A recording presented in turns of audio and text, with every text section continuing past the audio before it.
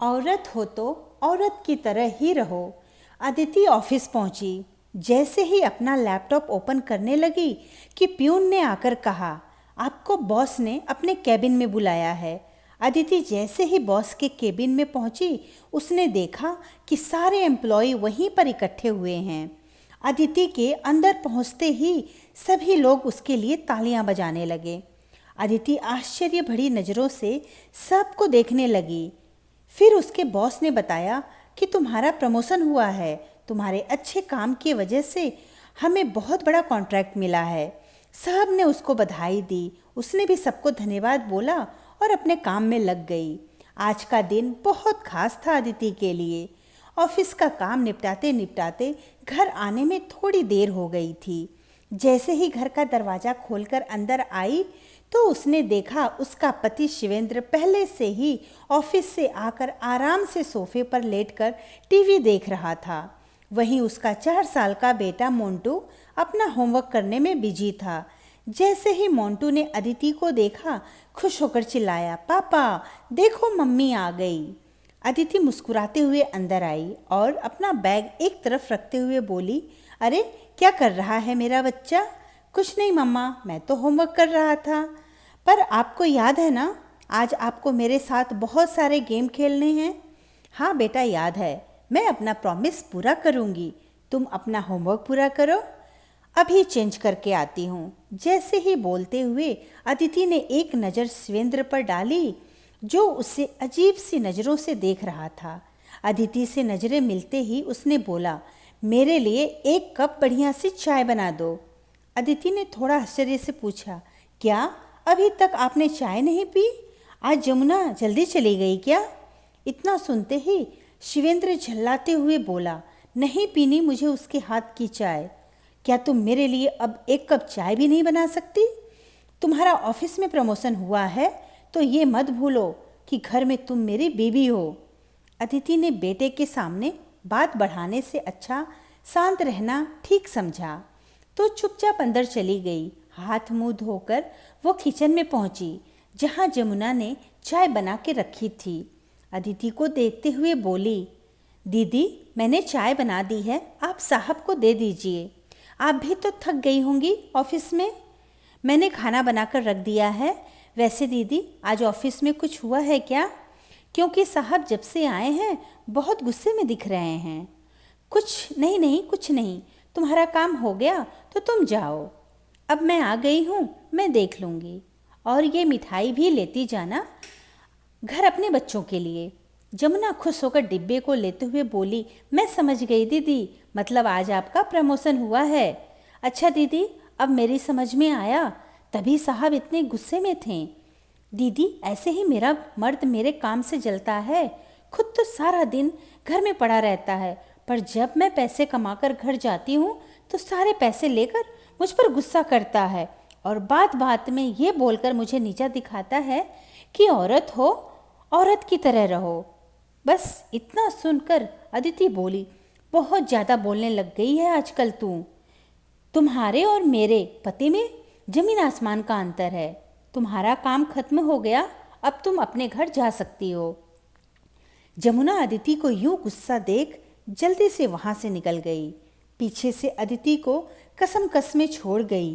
क्या सच में उसका पति उसकी कामयाबी से जलता है?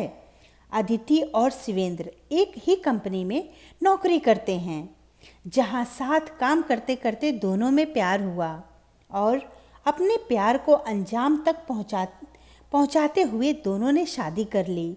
जल्द ही उन्हें अपने आंगन में किलकारी गूंजने की खुशखबरी मिल गई, तो शिवेंद्र ने उसे एक अच्छी माँ बनने के लिए नौकरी छोड़ने को बोला।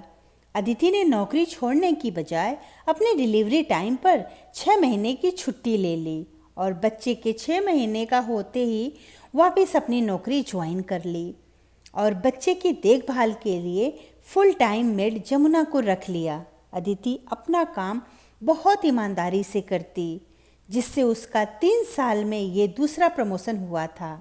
वहीं शिवेंद्र अपने काम को बिल्कुल आखिरी वक्त के लिए छोड़ देता, जिससे उसका एक बार भी प्रमोशन नहीं हुआ था, जिससे वो अदिति से चिढ़ता रहता था। बात बात में यह एहसास करवाता कि वो भले ही ऑफिस में उसकी बॉस बन गई हो, पर घर में उसकी बीबी है। न तो वो बेटे का कोई काम करता, न ही घर के किसी काम में मदद करता था।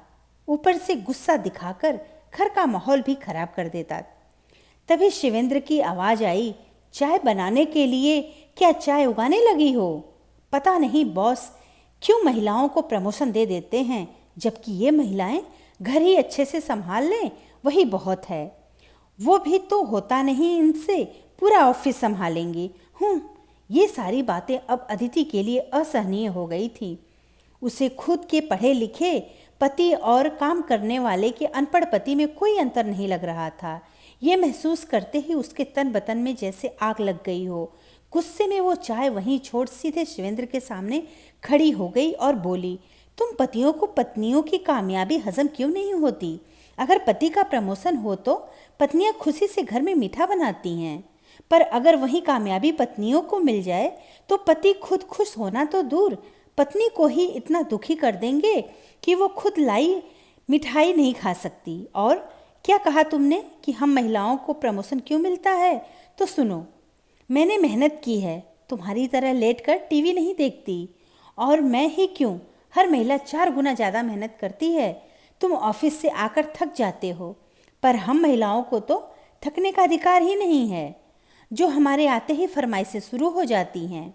और ये जो बात बात में हमें बेबी होने का एहसास करवाते हो, उससे आधा भी अगर अपने पति होने का एहसास कर लो तो तुम्हारी ज़िंदगी सुकून से भर जाए। और ये घर हम महिलाओं से ही चलता है। तुमसे तो खुद के लिए 1 कप चाय नहीं बनाई जाती। आज अदिति का ये नया रूप देखकर शिवेंद्र के मुंह से एक लफ्ज़ नहीं निकल सका।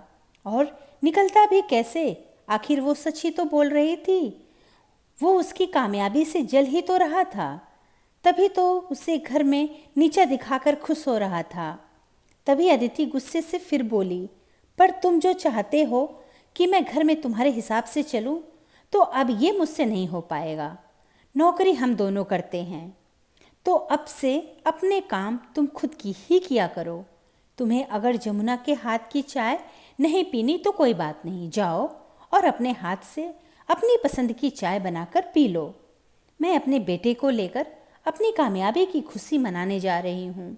और अदिति बिना शिवेंद्र की परवाह किए अपने कमरे की तरफ बढ़ गई, अपने बेटे को लेकर, और ये बड़बड़ाते हुए गई कि पता नहीं कैसे कुछ औरतें कहती हैं कि उनकी कामयाबी में उनके पति का हाथ है, पर यहाँ तो अपनी ही पत्नी की कामयाबी हजम नहीं होती है। शिवेंद्र अपनी छोटी सोच के साथ वहीं सोफे में बैठा रह गया। शायद इतना सब कुछ सुनकर उसे अपनी गलती का एहसास हो जाए, यही मन में सोचते हुए अदिति तैयार होने लगी बाहर जाने के लिए।